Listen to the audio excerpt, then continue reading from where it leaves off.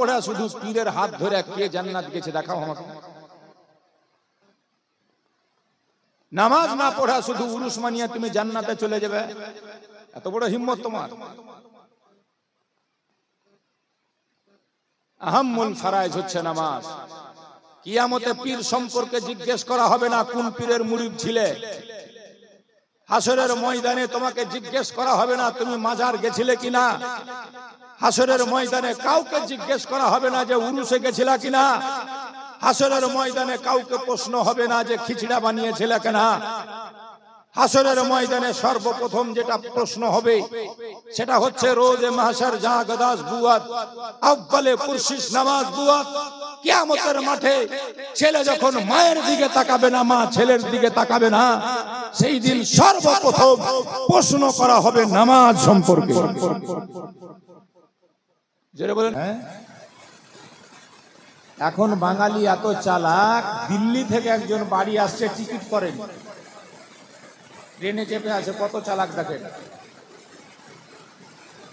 এবার টিটি এসে যেমনই বগিতে উঠেছে তেমনি ও চালাকি করে গামছা বিছিয়ে নামাজ পড়তে শুরু করে ট্রেনের মধ্যে। এবার টিটি সবাইকে চেক করতে করতে করতে আসার পর ওর পাশের সিটে এসে বসেছে যে তো নামাজ পড়ছে, তো নামাজ কি শেষ হোক তারপরে ওর টিকিট দেবে। টিকিট তো ওর কাছে নেই। তো এখন চিন্তা করছে যে মুশকিল ব্যাপার, টিটিও সরছে না, আমি যে ভয়ে নামাজ পড়তে লাগলো তো সরে না। তো সালাম ফিরাই আর ফের তাড়াতাড়ি নিয়ে বেঁধে গেল, সালাম ফিরাই ফের তাড়াতাড়ি নিয়ে বেঁধে গেল, তাও কিন্তু টিটি হিলেই না। তখন ও বুদ্ধি করে কইছে কি যে টিটি এবার ভাগছে কিনা। সালাম ফিরিয়ে উঠা কইছে যে আমি নিয়াত বাঁধলাম কাল সকাল ভোর পর্যন্ত, আল্লাহু আকবার। আর যেমনি কইছে কাল সকাল পর্যন্ত নিয়াত বাঁধলাম, টিটি কইছে যে আর তখন বসে থাকা যায়,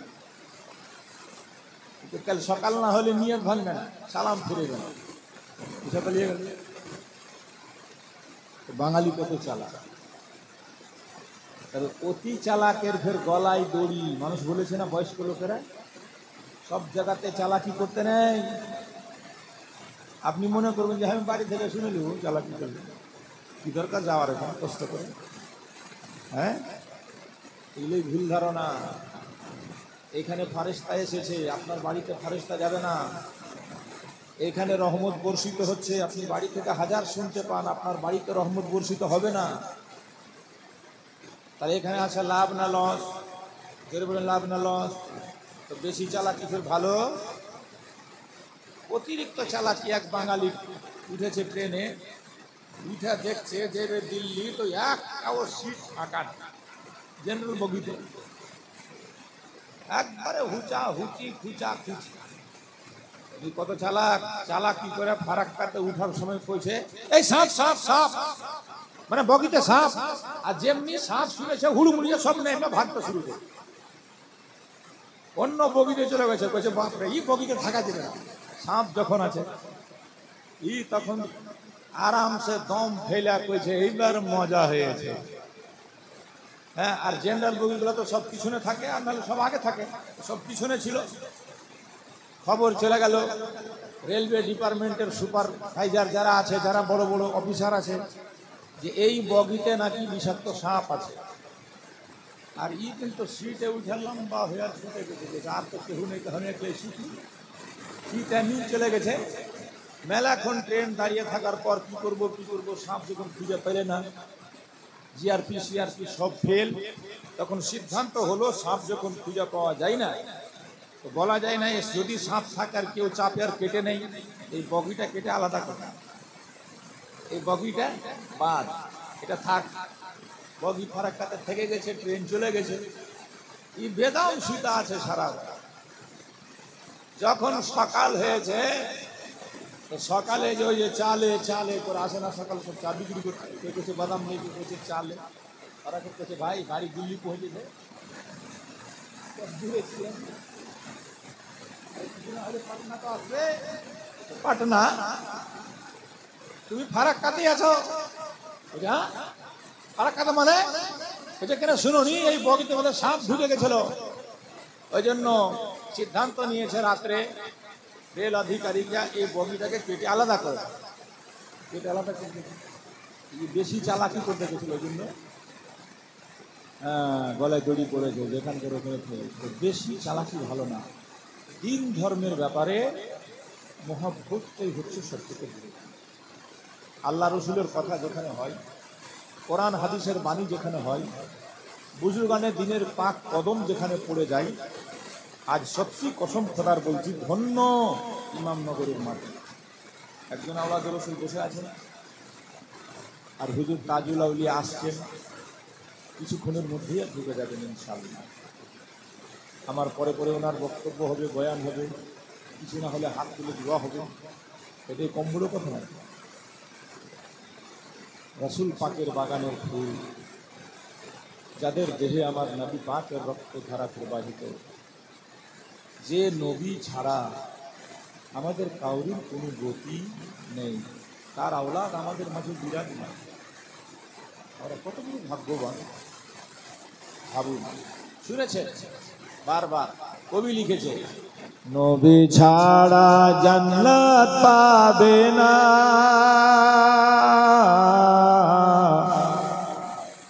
প্রিয় নবীকে ভুলে যেও না।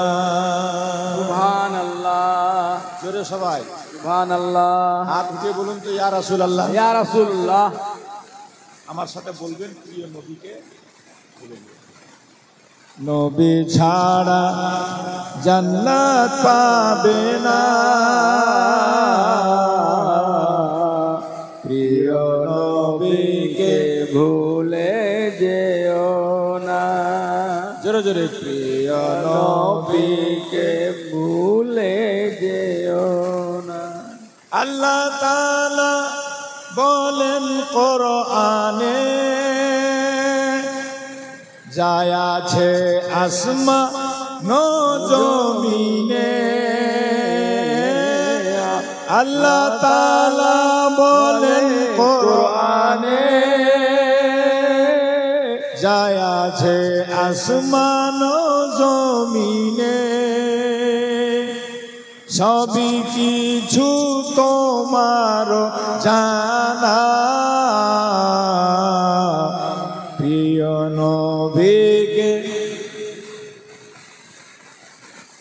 জোরে জোরে, প্রিয় নবীকে। তবে এই গজলটা পড়তে গিয়ে অধিকাংশ গায়করা ভুল পড়ে। এটা কি ভুল? এরপরে যদি ভুল পড়ে তো আপনারাই সংশোধন করে দিবেন। কারণ বেশিরভাগ আজকাল বক্তাও বেশিরভাগ এমন এমন বেরিয়ে গেছে, দেখেন যারা আলিম ইলিম নেই, দুটা বাংলা বই পড়ে, কোরআন হাদিস বাংলা বইয়ে পাওয়া যায়, মুখস্থ করে নিয়েছে, গলাটা ভালো। আর কিছু কিছু তো এমন ঠকবাজ বেরিয়েছে, মানুষকে ঠকছে জানেন। মৌলবীর মও পড়েনি, বাংলা বইয়ে 3টা সংস্কৃত মুখস্থ করে ইউটিউবে ভিডিও ছেড়ে বাংলার 1 নম্বর চতুর্বেদী নাম দিয়েছে। আর 25,000 30,000 টাকা দিয়ে মুসলমানরা তাদেরকে ডাকছে, দাওয়াত করছে। আজকাল কিছু কিছু গ্রামে ইয়াং জেনারেশনরা কোনো বক্তা করার আগে বয়স্ক লোকদেরকে জিজ্ঞেস করবে না, ইমাম সাহেবকেও জিজ্ঞেস করবে না, নিজে নিজে ইউটিউব ঘেটে বের করছে। এই মোবাইল থেকে দেখছে যে ইউটিউবে কার বক্তব্য বেশি ভাইরাল, ওকে ডাকতে হবে। আর ওরাও জানে যে আমরা একবারে যেখানে চলে যাব জীবনে আর নাও ডাকতে পারে। 25,000 টাকা নাইট লাগে, 30,000 টাকা নাইট লাগে, মুসলমান দিচ্ছে আর ঠকা পড়ছে।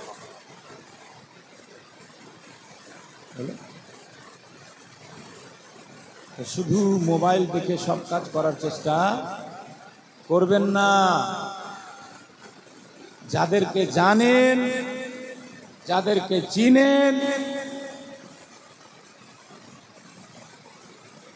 যারা যোগ্য বিজ্ঞ আলিম, তাদেরকে ডাকবেন তো কোরআন হাদিস মাসলা মাসাইল জালসা থেকে কিছু নিয়ে যাবেন, কিছু পাবেন, কিছু শুনতে পাবেন।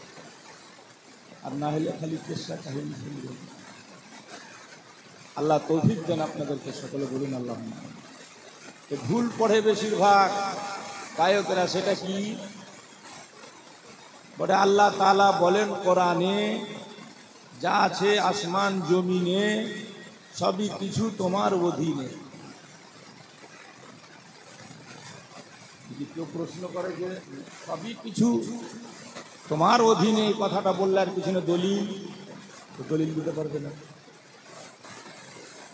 এই জন্য আমি এই তোমার অধীনে কথাটা পড়ি না, আমি পড়ি কি আল্লাহ তাআলা বলেন কোরআনে, যা আছে আসমান জমিনে সবই কিছু তোমারও জানা। প্রিয় নবীকে ভুলে গিয়ে কথাটা মধ্যে মেলও আছে, কথা ঠিক না ভুল? আর আসমান জমিনে যা আছে সব নবীর জানা কিনা, বলেন জানে কিনা? এর যদি কেউ দলিল চাহে তা আমি কোরআন থেকে দিব। আল্লাহ নিজে বলছেন, আল্লাহ মাকা মালাম তাকুন তালাম, হে নবী তুমি যা জানতে না সব তোমাকে শিখিয়ে দিলাম। কে বলছে? আল্লাহ। যেটা বলুন, কে বলছে? আল্লাহ বলছে সব শিখিয়ে দিলাম। তাহলে নবীর আর অজানা কিছু আছে? আল্লাহ বলছে কোরআনে, আর রহমান ও আল্লামাল কোরআন, রহমান শিখিয়েছে কোরআন। এমন কোন জিনিস নেই যে যেটা কোরআনে নেই। আল্লাহ কোরআনে ডাইরেক্ট বলছেন, ওয়ালা রাতু ওয়ালা ইয়াবিসিন ইল্লা ফি কিতাবিম মুবিন, জলে স্থলে যা আছে সব আছে এই কিতাবে। বলুন সুবহানাল্লাহ। এই জন্য আজ 1400 বছর ধরে বিজ্ঞানীরা রিসার্চ চালিয়ে যাচ্ছে, গবেষণা করছে কোরআনকে নিয়ে। আর যত গবেষণা করছে তত কিছু তারা উদ্ধার করতে পারছে। মাটির নিচে লোহা আছে, সোনা আছে, দস্তা আছে, তেল আছে, পেট্রোল আছে, খনিজ পদার্থ আছে, সব অনুসন্ধান করছে কোরআন থেকে। আর আমরা মুসলমান খালি নারা লাগালাম আর খিচুড়ি খেলাম, কোরআন পড়তে পর্যন্ত শিখলাম। ঠিক বুঝি না? মাজারে মাজারে উরুস করতে শিখলাম, ছেলে মেয়েকে কোরআনের শিক্ষা দিলাম, কোরআনের জ্ঞান দিলাম না।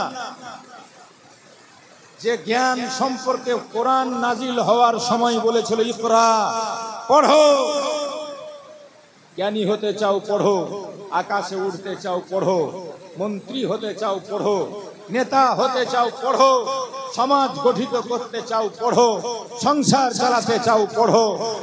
সব কিছুতে কোরআন একটা শব্দে বুঝিয়ে দিয়েছে, সারা পৃথিবীর মানব মণ্ডলীকে পড়ো।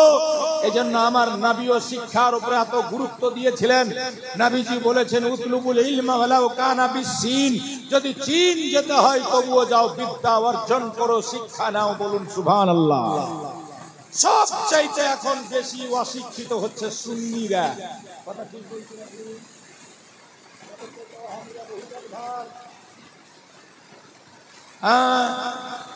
বাচ্চা বাচ্চা ওদের শিক্ষিত, আর আমাদের এখানে খালি পীর লিয়া আর উরুস লিয়া মারামারি। সব কথা খুব খারাপ লাগে শুনতে, আর আমি কিন্তু ছিলা কথাই বলি। কারণ সহ্য হোক আর নাই হোক, কোন হাদিস আছে, কোন মাসলাত আছে, কোন মুফতি বলে গেছে যে পীর সাহেবের উরুস হলে হাফি রিয়াজউদ্দিনের হোক আর আখি পাকেরই হোক, দেখা দেখি গাঁও গাঁও থেকে চাদর নিয়ে যেতে হবে? কোন মাসলাত আছে? কোন মুফতি এটা ফতোয়া দিয়েছিল? কিন্তু আমরা লোক দেখা দেখি করি, ফালতু কাজ। একটাও নাকি পাওয়া যাবে না, আর সে কাজে দেখেন বাড়াবাড়ি। বন্ধুগণ, ভাইরা আমার, আর যেটা আমার উপরে আপনার উপরে ফরজ, আমার আপনার ছেলে মেয়ের উপরে 7 বছরেই নবী নির্দেশ দিয়েছে, 10 বছর হলে মেরে মেরে পড়াতে বলেছে। সেটা হলো নামাজ। সেটা হলো কি? ওখানে আমরা নেই। কথা ঠিক না ভুল? মনে করছি যে পীর ধরলেছি পার হয়ে যাব, খালি মরেই দেখো না। কোন পীর তোমাকে পার করে ওটাই দেখবো, খালি মরেই দেখো। বসে আছেন পীর সাহেব, পীর জাহিদ, যার নামই হলো পীর জাহিদ,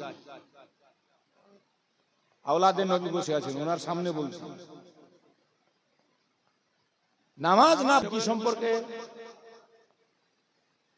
তাহলে নামাজই পড়লাম না আর পীর লিয়ে মারামারি করব, জান্নাত পাবো? মুখে ফুটবে না, পড়বে ফুটবে না, খালি মইরা দেখ না। কত মাস্তানি আছে দুনিয়াতে, দেখিয়ে লাও, মরলেই সোজা হয়ে যাবে। গুন্ডামি, ভান্ডামি, শয়তানি, বদমাশি এখানেই চলতে পারে, মরলে আর কিছু চলবে না, সব শেষ। পীরের দামান ধরো, করতে হবে, খরচ নেই। একটা লোক যদি অন্তর থেকে গৌসে পাককে মানে, খাজাকে মানে, আখি পাককে মানে, ওলি আল্লাহকে মানে, আর যদি হাতে হাত নাও দিতে পারে, দিনদার পরহেজগার হয়ে থাকে, ইনকার না করে কোন ওলি আল্লাহকে, অন্তরে ভালোবাসে, অবশ্যই সে জান্নাতে।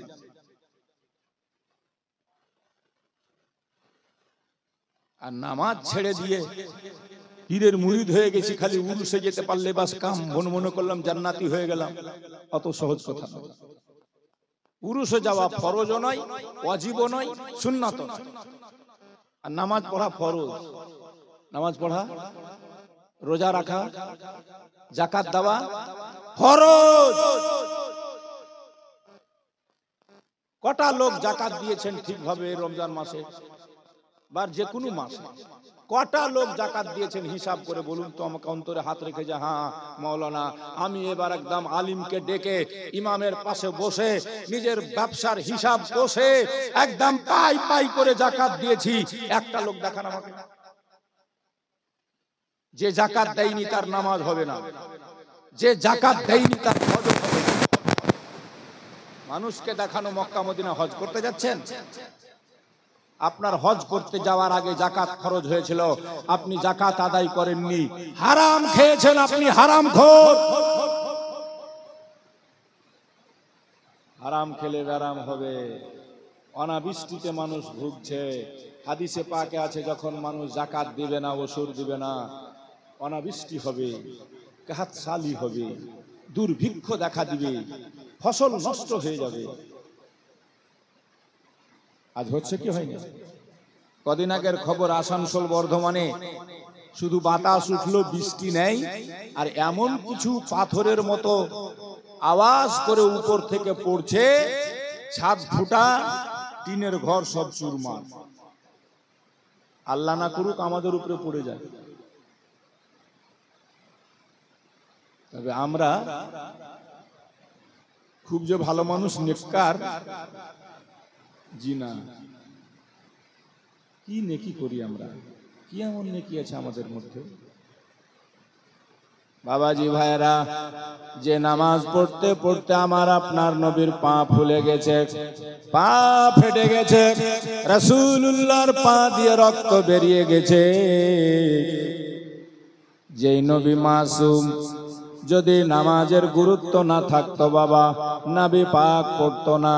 যে নামাজের জন্য আমার গৌসে পাক বড় পীর, পীরদের পীর, যার উপরে পীর হয়নি, হবে না দুনিয়াতে কেউ আর, গৌসে আজম বড় পীর আব্দুল কাদের জিলানী 5 ওয়াক্ত নামাজ তো পড়তেন, রাত্রি জেগে জেগে তাহাজ্জুদের নামাজ একটানা 40 বছর পড়েছেন। এশার ওযু করে বাড়ি মসজিদে ঢুকতেন, নামাজ পড়ে মসজিদেই থেকে যেতেন, আর তাহাজ্জুদ পড়তে পড়তে সকাল ফজরের আজান হতো, ফজরের নামাজ পড়ে তারপরে বাড়ি যেতেন, কন্টিনিউ 40 বছর। জোরে বলবেন না? তাহলে নামাজে যদি কোনো গুরুত্ব না থাকতো তো গৌসে পাক কেন এত পড়েছিল? কথা ঠিক না ভুল? উনি তো পয়দাইশি ওলি হয়েছিলেন,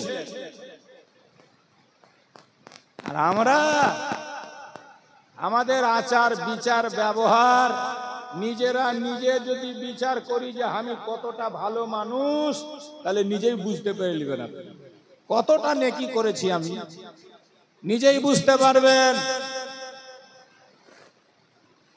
যার কোনো ঠিকানা নাই, তারাই আমরা নামাজ ছেড়ে বসে আছি আর মনে করছি তীর ধরেছি তো জিন্দাবাদ।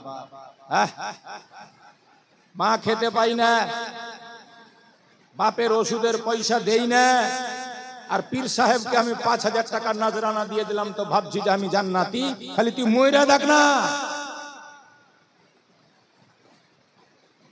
সবচাইতে বড় পীর হলো বাপ আর মা। সবচাইতে বড় পীর কে? বাপ আর মা। যদি বাপ আর মা নারাজ থাকে, কোন পীর সাহেব দোয়া করে তোমাকে জান্নাত দিতে পারবে না, গ্যারান্টি দিয়ে। যার উপরে মা নারাজ, যার উপরে বাপ অসন্তুষ্ট, সে বেটা নিজে যদি পীর সাহেব হয়ে যায়, তাও ওকে জাহান্নামে যেতে হবে। কোথায় যেতে হবে? আমরা তো পীরের মুরিদি হতে পারি, খালি নারা লাগাটাকেই মনে করছি পাক্কা মুরিদ হয়ে গেছি, মাজারে যাওয়াটাকেই মনে করছি পাক্কা মুরিদ। আমরা উরুস মানানোটাকেই পাক্কা মুরিদ। আর ফের উরুস মানাবো তো ছেলে মেয়ে সব বেঁধে যাবো, বেটি ছেলে সাথে করে যাব নাকি? হ্যাঁ, পিরানা পীর খাসি নিয়ে যাচ্ছেন আপনি, তো বহু বেটিকে বেঁধে কিনে যেতে হবে। আর বহু বেটি গেলা ফের যাইতে পায়া, হাই রে বাপরে সাজন সাজছে রে, মুখে পাউডার, ঠোঁটে লিপস্টিক, চোখে মাস্কারা, আর চুলের কাটিং এ করে উটের মতন উচ্চা, এমনি করে ওপরে মানে ওড়না খান যেন না থাকে, আপনার মনে পড়ে যায় দুনিয়া যেন চোখ চুল টুল সব দেখতে পাই। কথা ঠিক বলছি না ভুল? যেটা বলেন ঠিক বলছি না ভুল? এই জন্য নবী বলেছেন 3 প্রকারের লোক জান্নাতে যাবে না, যাবে না, যাবে না। কয় প্রকার? যেটা বলেন কয় প্রকার? আর 3 প্রকারের মানুষের মরার পর মুখ কাবা শরীফের দিকে থাকবে না, থাকবে না, থাকবে না। শোনাবো। তবে যে গজলটা পড়ছিলাম সেটা আগে শুনেলেন, আর এরপরে কেউ ভুল পড়লে ওকে ভুলটা ধরিয়ে দিবেন যে যা আছে আসমান জমিনে সবই তোমার অধীনে, কথাটা ভুল। কি করতে হবে তাহলে? যা আছে আসমান জমিনে সবই তোমার জানা, প্রিয় নবীকে ভুলে যেও না। কথাটার মধ্যে মেলও আছে, ঠিক না ভুল? তাই আল্লাহ তাআলা বলেন কোরআনে, যায় আছে আসমান জমিনে সবই কিছু তোমার জানা, প্রিয় নবীকে নবী ছাড়া জান্নাত পাবে না, প্রিয় নবীকে ভুলে যে, প্রিয় নবীকে। নবী যখন মায়ের পেটে, বাবা গেলেন ব্যবসাতে। নবী যখন মায়ের পেটে, বাবা গেলেন ব্যবসাতে। আসার পথে ফিরে এলো না, স্বামী হারা হলো মায়া মেনা, প্রিয় নবীকে নবী ছাড়া জান্নাত পাবে না,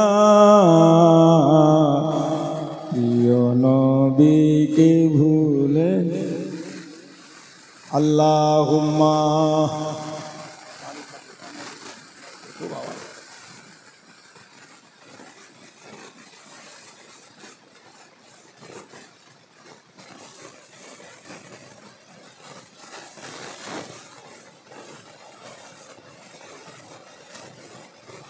তাহলে বাবা পীরের দামান ধরেছি, নামাজ পড়বো না, জান্নাত পাবো?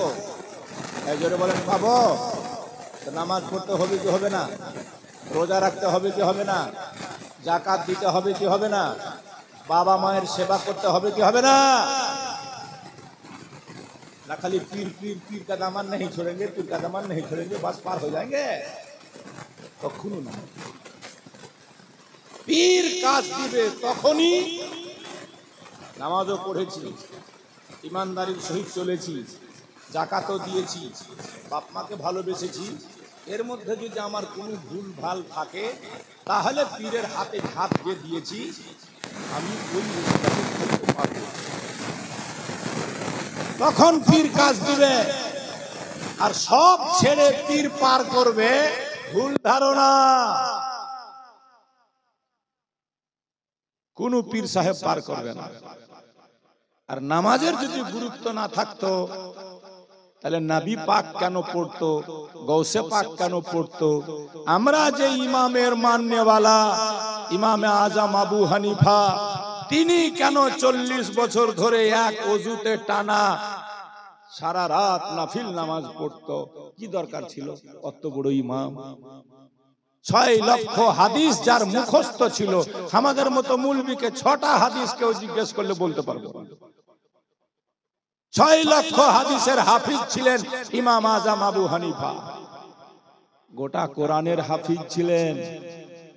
রমজান মাসে শুধু 61 খতম কোরআন পড়তেন। বলুন সুবহানাল্লাহ।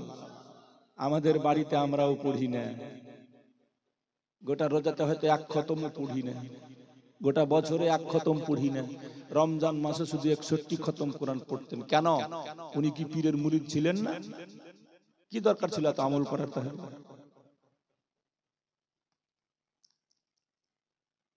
বেরাদার শুনে হবেন, আমার নবীর সাহাবী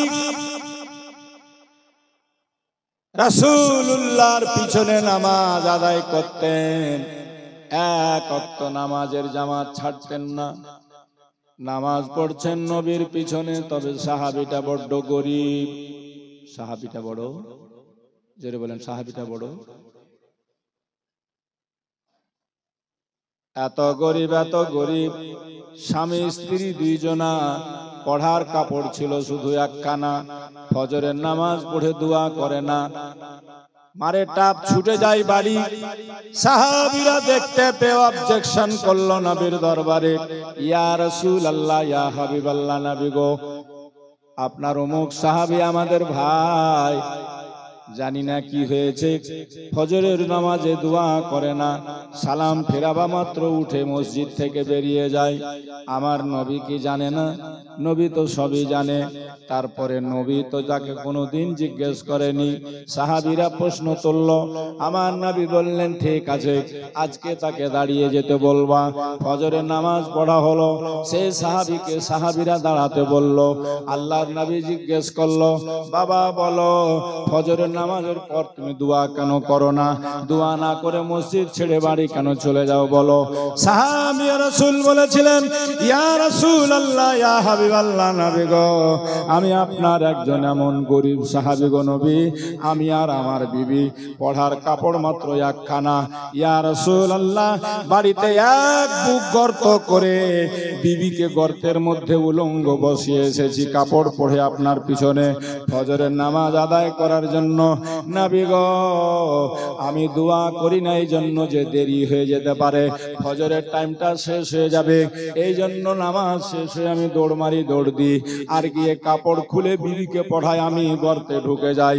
আমার বিবি তাড়াহুড়ো করে 2 রাকাত ফরজ আদায় করে না। আজ মুসলমান নামাজ যখন থেকে ছেড়ে দিয়েছি আমরা, মসজিদকে যখন থেকে, দোস্ত বন্ধুগণ, মসজিদের প্রতি যখন থেকে আমাদের অনীহা চলে এসছে, মসজিদ থেকে মুসলমান যখন আমরা দূর হতে শুরু হয়েছি, তখন থেকে মুসলমান আজ আমাদের এত থাকা সত্ত্বেও 57টা কান্ট্রি মুসলিম বাস করছি, কোনো অস্তিত্ব নেই। যে যেমন করে পারছে, যে যেখানে পারছে, আমাদেরকে গরু ছাগলের মতো মারছে। ওই জন্য ডাক্তার ইকবাল বলেছিল, আজ ভি হো জো বড়া হিংসা ইমা পয়দা, আজ কর সকতি হে আন্দাজে গুলিস্তা পয়দা। এখনো যদি ইব্রাহিম নবীর মতো খোদার প্রতি তোমরা দৃঢ় প্রতিজ্ঞবদ্ধ হয়ে যেতে পারো, ইব্রাহিমের জন্য যেমন নমরুদের জ্বলন্ত আগুন ফুল বাগান হয়েছিল, সারা পৃথিবীর আগুন তোমাদের জন্য ফুল বাগান হয়ে যাবে। কিন্তু পেরেছি কি আমরা? দিদির উপরে ভরসা যতটি, অতটি খোদার উপরে ভরসা নেই। মাইয়া গুলা কইছে, আমার বাড়িওয়ালা তো মাসে 100 টাকাও দেয় না, আর দিদি আমরাকে 1000 টাকা দিছে। তো কার কথা শুনবে? আর খালি মাছ যেতে না যেতে পুকুরের ঘাটও গল্প হয়েছে, ভাবি তো ঢুকেছে, আমার ঢুকে গেছে।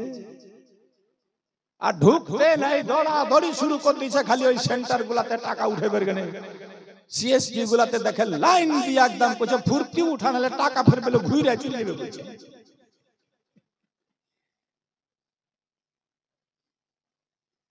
ওই জন্য লোক কহেছিল যাদের নাক না থাকলে বলে কি খেত, ওটা আপনারা কহিবেন। হ্যাঁ, বেটি ছাই মানে আর না হলেও দুনিয়া চলে না, আর হয়েছে তো বালা মুসিবতের শেষ নেই রে বাবা।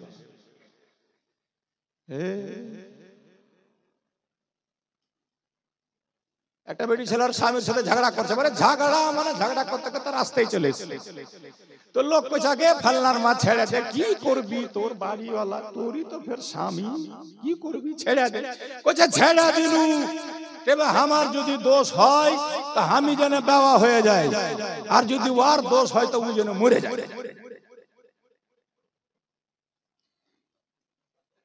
মানে দোনো দিক থেকে আপনাকে মেরে ফেলছে, ও নিজে মরবে না। কইছে আমার যদি দোষ থাকে আমি যেন বেওয়া হয়ে যায়, বেওয়া হয়ে যায় মানে ও যেন মরে যায়, আর ওর দোষ থাকে তো ও যেন মরে যায়। यार नाम बेटी ছেলে। আল্লাহর নবী বলেছেন হাদিসে, ফাত্তাকুদ দুনিয়া ওয়াত্তাকুন নিসা, দুনিয়া থেকে বেঁচে থাকবা আর এই বেটি ছেলে থেকে বেঁচে থাকবা। কেউ যদি বেটি ছেলের পাল্লায় পড়ে যায় তাহলে তোমার সব শেষ করে দিতে পারে একটা বেটি ছেলে। আর আজকে জানেন 35,000 কাছাকাছি ফিলিস্তিন নিরীহ বাচ্চা, আবাল বৃদ্ধ বনিতা মারা গেল, শহীদ হয়ে গেল ইসরায়েলের বম্বিং এ। এখন অব্দি ইসরায়েল সারা পৃথিবীকে ঠ্যাঙা দেখিয়ে নিজের ইচ্ছায় বম্বিং করে যাচ্ছে, মুসলমানদেরকে মারছে। আর সব চাইতে শক্তিশালী দেশ, যেখানে আল্লাহর এত খাজানাতে ভর্তি, সৌদি আরব একটা কথা বলে না, প্রতিবাদ করে না। তার কারণই হচ্ছে ইহুদিরা আগে থেকে ওই বাদশাদেরকে নিজের সুন্দরী সুন্দরী মেয়ে দিয়ে রেখেছে।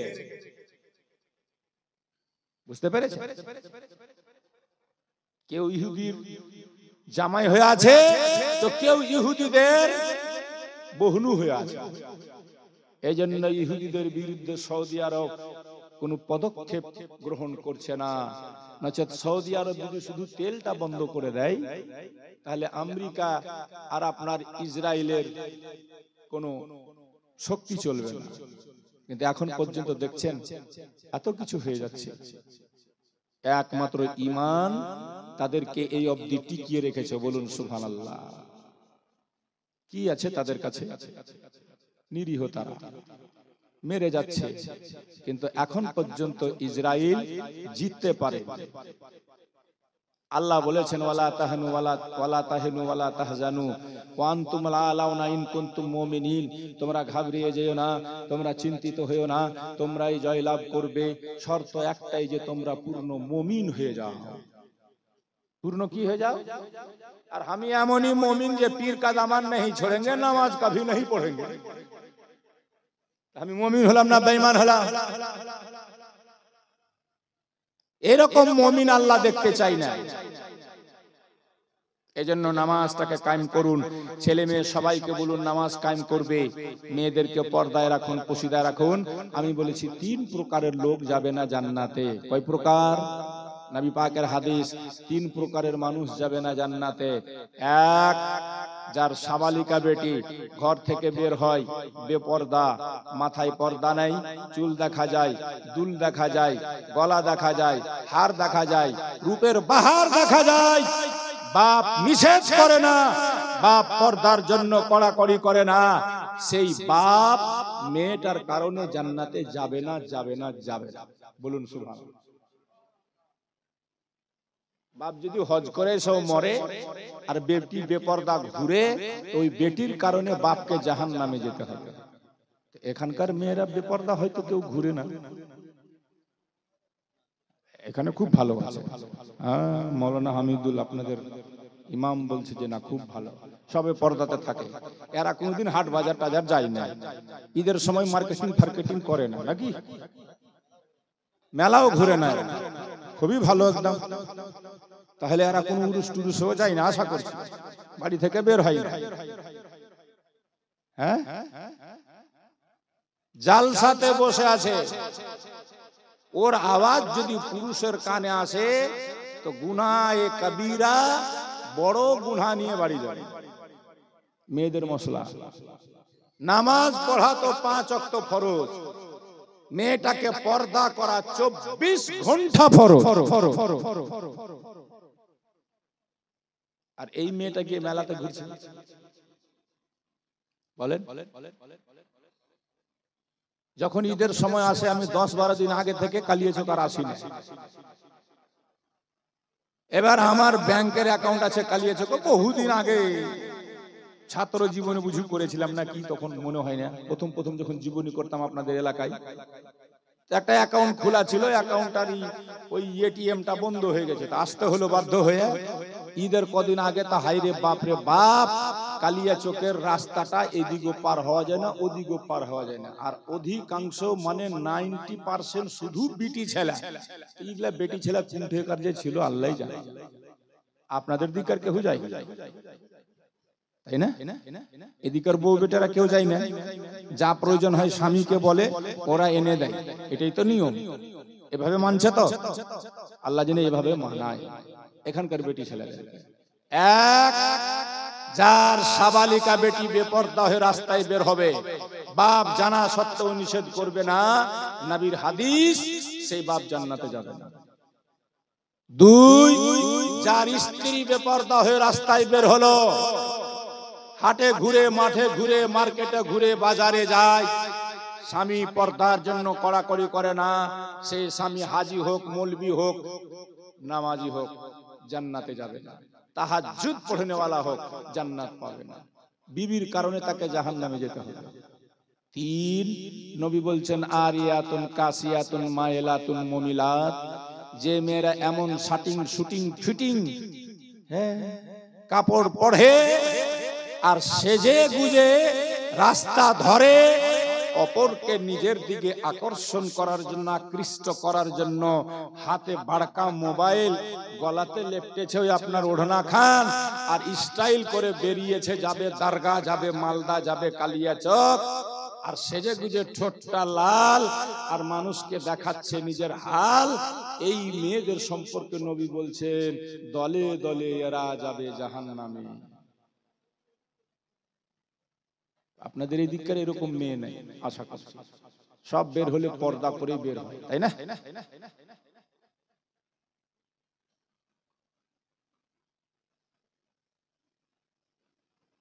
জান্নাত পাবেন এত সহজে? হ্যাঁ, কবি কইছে ভাবরে নিরালা গজব কেন রে দুনিয়ায়, ভাবরে নিরালায় আজ শান্তি কেন নাই রে দুনিয়ায়। নারীরা সব স্বাধীন হলো বলে পুরুষের আর দরকার নাই, পুরুষ লিয়া কি করিব, নিজের কামাই নিজে খায়, আর সাইকেল থেকে শুরু করে রকেট বিমান সব চালায়। চালাইছে নাই? মেয়েরা পাইলট, মেয়েকে পাইলট করার জন্য আল্লাহ বানাইনি। সিভিক পুলিশ মেয়েটা আল্লাহ তাআলা চাকরি করার জন্য মেয়েটাকে বানাইনি, আল্লাহ তাআলা বানিয়েছিল আপনার ঘরটাকে সামাল করার জন্য, পর্দায় থেকে রান্না বান্না করার জন্য। এ মুসলমান, কেন নিজের বউ বেটিকে রাস্তায় নামিয়ে দিয়ে আপনি জাহান্নামের খাতায় নাম লেখাচ্ছেন ভাই? বিবিকে দিয়ে মুদিখানার দোকান চালানো জায়েজ নাই, চায়ের দোকান বেটিকে দিয়ে চালানো যাবে না, বেটিকে দিয়ে দোস্ত ব্যবসা বিজনেস করানো যাবে না।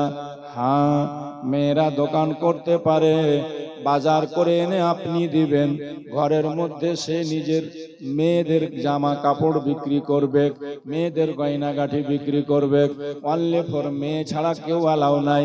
তাহলে সেই দোকানদারি মেয়েরা করতে পারে, সেই ব্যবসা মেয়েরা করতে পারে, মেয়েরা চাকরি করতে পারে।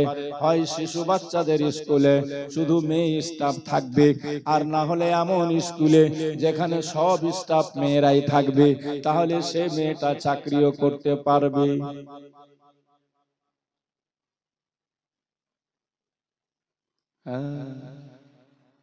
ভাবরে নিরালায় গজব কেন রে দুনিয়ায়। টিভির বাজার গরম হলো, ছেলে মেয়ে সবাই যায়, আর টিভি দেখতে হয় না ভাই, সবার হাতে টিভি দেখা যায়। লাগিয়ে দিয়েছে আর বিড়ি বানছে, চলছে, হ্যাঁ, আর তালে তালে তাল উঠছে। একটা দুটা অসুখ হয়তো ভালো করা যায়। আমার ওখানে একটা রুগী গেছিল, আমি ফের মেহেরাপুরে ছোট মোটো একটা আয়ুর্বেদিক দোকানের মানে হুজুর আমাদের যেগুলো ওষুধ লেখে, তো মানুষ পারিশান হয়ে আগে কলকাতা যেত, আমি রাখছি যে মানুষ যেন পারিশান না হয়। পীর সাহেব যেগুলো ওষুধ লেখে ওগুলো রাখি, বাকি আপনার টিউমার বলেন, পাথর বলেন, ফার্স্ট স্টেজে ক্যান্সার পর্যন্ত আল্লাহর রহমতে ভালো হচ্ছে হুজুরের দুয়াতে। তো খালতিপুর থেকে এক মাস্টার মশাই গেছে, সুগার শুনেছে যে ওখানে ওষুধ খেয়ে 3 মাসে বলে সুগার ভালো হয়ে গেছে। হয়েছে আমার কাছে আলহামদুলিল্লাহ। মুফতি আতাউল্লাহ দাঁড়িয়েপুরে আপনার আলিয়া মাদ্রাসায় চাকরি করে, সুগার ধরা পড়লো, কোলেস্ট্রল হাই।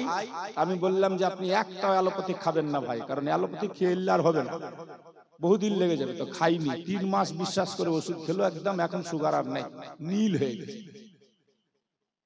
তো মাস্টার মশাই গেছে খালতিপুর থেকে, তো রিপোর্ট বেঁধে গেছে, কইছে খুব ওষুধ খাচ্ছি কিন্তু সুগার কন্ট্রোল হয় না। তো দেখলাম রিপোর্টে সুগার আছে, ফের প্রেসার হাই আছে, ফের কিডনিতে পাথর আছে, তারপরে ফের আপনার পিলহাইটা বেড়ে আছে, তারপরে লিভারে ফের আপনার চর্বি জমে আছে। তা আমি বললাম যে আপনাকে তো কিচ্ছু বাদ নেই, তো কিসের ওষুধ দিব? সব টির নিতে হবে, আর সব টির নিতে গেলে 1 পুটলি হবে। বলছে হোক 1 পুটলি, তাও নিব। একটা ব্যারাম হলে একটা ব্যারামের দেওয়া যায়। আজ আমাদের সমাজের সোসাইটিতে একটা অসুখ হলে সেইটার ওষুধ করা যায়, কোন দিকে তো আমরা বাদ নাই। সুদের বাজার গরম, কথা ঠিক না ভুল? যেটা বলেন ঠিক না ভুল? কইছে টিভির বাজার গরম হলো, ছেলে মেয়ে সবাই যায়, আর নামাজ রোজার ধার ধারে না, সুদের পয়সায় মাল বাড়ায়, আর সেই পয়সাতে হজ করিয়া ইমানদারের ভাব দেখায়। ভাবরে নিরালায় গজব কেন রে দুনিয়ায়। সুদ খাওয়া হারাম না হালাল? জোরে বলেন। সুদের ব্যাপারে আল্লাহর নবী বলেছেন হাদিস শরীফের ভিতরে, 1 টাকা সুদ জেনে শুনে খাবে যারা, 36 বার আপনা মায়ের সঙ্গে জেনা করলে যে গুনাহ হয়, 70 প্রকারের গুনাহ হবে 1 টাকা সুদের খেলে। সবচাইতে ছোট্ট গুনাহ হচ্ছে আপনা মায়ের সঙ্গে 36 বার জেনা করার সমান। বলুন নাউজুবিল্লাহ, জোরে বলুন আস্তাগফিরুল্লাহ। তাহলে আজ মুসলমান সুদ খায় কি খায় না? জোরে বলেন, খায় কি খায় না? মদ খায় কি খায় না? মদখোর মদ খায় না? গাঁজা মুসলমান খায় না? লটারির টিকিট কাটে না? কাটে কি কাটে না? তাহলে কোন অসুখ বাদ আছে বলেন? খালি যে বলবো যে নামাজ পড়ে না, তো জাহান্নামের ভয় দেখে নামাজ ধরিয়ে দিলে হবে? সব অসুখে ভরা, কোনটাই তো বাদ নেই। তো বাবাজি ভাই একটা কথা বলে যায়, যদি মরার পর কবরে শান্তি পেতে চান, যদি আল্লাহর জান্নাতে যেতে চান, নিজেকে শরীয়তের বিধান বিধি মেনে চালান। আমি আয়াত পড়েছি, আল্লাহ পাক বলছেন ইমানদারেরা নিজে বাঁচো, নিজের আহলে খানদানকে বাঁচাও জাহান্নামের আগুন থেকে। যেই জাহান্নামের খোরাক হবে মানুষ আর পাথর। জাহান্নামের খোরাক কি হবে? মানুষ আর, জোরে বলেন, মানুষ আর পাথর। যেদিন শুনল আল্লাহ তাআলা জাহান্নামে দিবে আমাদের, সেই দিন থেকে পাথরের কান্না, এত কান্না, এত কান্না। যত বড় বড় নদী, সাগর, মহাসাগর দেখছেন সব পাথরের কান্নাতে। পাথর দিয়ে দেখবেন যেখানে পাহাড় আছে সেখানে ঝর্ণা বয়ে আসে। উঁচু উঁচু পাহাড় থেকে পানি বয়ে আসে কোত্থেকে? বিশেষজ্ঞরা প্রমাণ করেছে এটাই পাথর থেকে পানি বের হয়। পাথরের কান্না। আল্লাহ জাহান্নাম বানালো। হাবিয়া দোজখ বলেছিল, মাবুদ কি দিয়ে আমার পেট ভরবা? আল্লাহ বলেছিল, বড় বড় কাফিরকে তোর পেটে দিব। বলে তাতে যদি পেট না ভরে, বলে বেঈমান সুদখোর মদখোরকে দিব। বলে তাতেও যদি পেট না ভরে, যত গুনাহগার সবাইকে দিব। তাতেও যদি আমার পেট না ভরে, আল্লাহ বললেন তাহলে পাহাড়ের পাথর গুলা তোর পেটে দিয়ে দেব। বেরাদার, যে দিন থেকে পাথর শুনলো যে আল্লাহ জাহান্নামে দিবে আমাদেরকে, সেদিন থেকে এত কান্না করছে পাথর। পাথর দিয়ে পানি বয়ে বয়ে ঝর্ণা হয়ে হয়ে নহর আর দরিয়া হয়ে গেছে। আমরা কাঁদি না, ওই যে পীর কা দামান নেই ছোড়েঙ্গে জান্নাত যাব মনে করছি। আমরা পীরপন্থী, আমরা জান্নাত না যাবো তো কে যাবে? বাপের জান্নাত কিনা আছে নাকি? রেজিস্ট্রি করা আছে? এ বাবাজি ভাই, বলার উদ্দেশ্য, নামাজ ছেড়ে জান্নাত পাওয়া যাবে না, রোজা ছেড়ে জান্নাত পাওয়া যাবে না। যাকাত ফরজ হয়েছে, আপনি যাকাত না দিয়ে বলবেন যে আমি জান্নাতে যাব, জান্নাত পাওয়া সম্ভব হবে না। বাপ মায়ের কষ্ট দিয়ে আপনি ভাববেন আমি জান্নাতে যাব।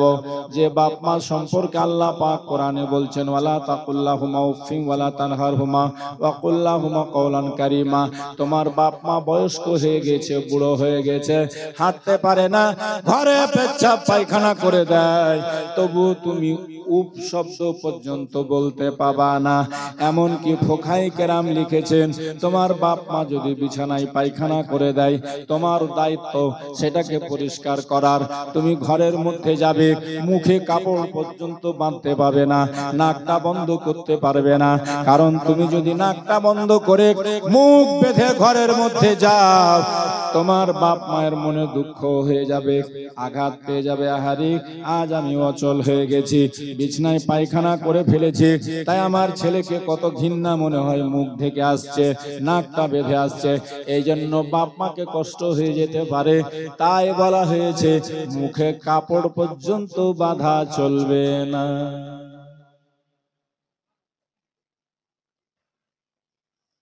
ওই বাপ মাকে গরম করে চোখ দেখা, হ্যাঁ, কোনদিন তৌফিক হলো না? ভালো ভালো আপেল, বেদানা, আঙ্গুর, আবার বাপের বয়স হয়ে গেছে, মায়ের বয়স হয়েছে, মা একটু খাও তো, বাবা একটু খাও তো। আর পীর সাহেবকে নিয়ে যে মুরগার ঠ্যাং দিব, খাওয়াবার মনে করবো জান্নাত চলে যাব? অত সহজ কথা না। হাক্কানি পীর এটা কবুলই করবে না কোনদিনই। বাবাজি ভাই, এই জন্য বলছি, নিজের নেচারটাকে বদল করেন, আচারটাকে বদল করেন, বিচারটাকে বদল করেন। নামাজ ধরেন, ছেলে মেয়েকে নামাজ ধরতে বলেন, আর একটুখানি মসজিদে গিয়ে ফিলিস্তিনের মুসলমানের জন্য দোয়া করেন। আল্লাহর নবী বলেছেন, পূর্ণ মুমিন তারা, পৃথিবীর এক কোণাতে একজন মুমিনকে যদি কষ্ট হয়, তাকে আঘাত লাগবে, সে কষ্ট পাবে, সেই হচ্ছে পূর্ণ মুমিন। বলুন সুবহানাল্লাহ। আর পূর্ণ মুমিন কারা? আল্লাহর নবীকে জিজ্ঞেস করা হলো, বুখারী মুসলিমের হাদিস, মানিল মুসলিম ইয়া রাসূলুল্লাহ, নবী গো মুসলিম কার নাম? নবী বলছেন, আল মুসলিমু মান সালিমাল মুসলিমুনা মিন লিসানিহি ওয়া ইয়াদিহি। প্রকৃত পক্ষে মুসলিম তাকে বলা হয়, সেই হইল মুসলিম যার জুবান দ্বারা, যার হাত দ্বারা অন্য কোনো মুসলমান কষ্ট না পায়। যার মুখ দ্বারা, যার হাত দ্বারা অন্য কোন মুসলমান কষ্ট না পায়, সে হলো প্রকৃত মুসলিম। বলুন সুবহানাল্লাহ। এখানে যারা বসে আছি সব আমরা প্রকৃত মুসলিম না? আমরা হাত দ্বারাও কাউকে কষ্ট দিইনি, মুখ দ্বারাও কাউকে গাল ফজ্জত করিনি। আমরা হচ্ছে একদম দুধে ধোয়া। কথা ঠিক না ভুল? আমাদের মতো ইমানদার আর কি আছে খাঁটিয়া? তবে মরলে বুঝা যাবে। فمن يعمل مثقال ذرة خيرا يره ومن يعمل مثقال ذرة شرا يره।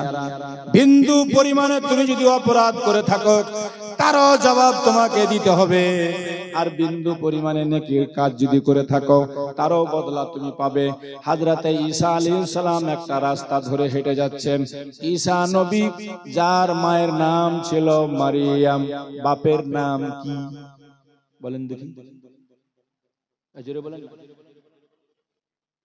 মাশাআল্লাহ, সবাই জানে? ঈসা নবীর বাপ ছিল? জোরে বলেন ছিল? আল্লাহর কুদরতে জিবরিল আমিনের ফুঁক মারাতে মারিয়াম গর্ভবতী হয়েছিলেন। মারিয়ামের পেটে ঈসা নবী জন্ম নিয়ে কথা বলেছিল। পৃথিবীতে দুজন নবী জন্ম নিয়ে কথা বলেছেন, এক হচ্ছে ঈসা ইবনে মারিয়াম, দ্বিতীয় হচ্ছে আমার দয়ার নবী। জন্ম নিয়ে আমার নবী বলেছিলেন লা ইলাহা ইল্লাল্লাহু ওয়া ইন্নী রাসূলুল্লাহ। জোরে বলুন সুবহানাল্লাহ। এটাই হলো আমাদের নবীজির কালমা। কাল যদি আপনাদের কেউ জিজ্ঞেস করে, মুসলমান ভাই বলো তো তোমার নবীর কালমা কি ছিল? আফসোস, আমরা মুসলমান হয়ে সেটা জানি না, কারণ ইসলাম নিয়ে আমরা চর্চা করি না। ছেলে মেয়েকে নিয়ে আমরা রাত্রিবেলা ঘুমাবার সময় কলমা শরীফটা শিখাই না। নবী পাকের উপরে দুরূদ পড়লে কি হয় আমরা শুনাই না। মা ফাতেমার গল্প শুনাই না। দুনিয়ার কিসসা কাহিনী, দুনিয়া নিয়ে ব্যস্ত থাকি আমরা। বাবাজি ভাই বলছিলাম, ঈসা ইবনে মারিয়াম রাস্তা দিয়ে হেঁটে চলে যাচ্ছেন। হঠাৎ দেখতে পেলেন একটা কবরে দাউ দাউ করে আগুন জ্বলছে। কি জ্বলছে? এই জোরে বলেন কি? আপনারা কি চান যে আমাদের কবরে আগুন জ্বলুক? কেউ চাই? যদি চান যে কবরে আগুন যেন না চলে, তো নামাজটা পড়বেন, সত্য কথাটা বলবেন, নম্র হয়ে চলবেন, অহংকার দেখাবেন না, দৌলতের গরম দেখাবেন না, মানুষকে কষ্ট দিয়েন না, গুন্ডামি ভান্ডামি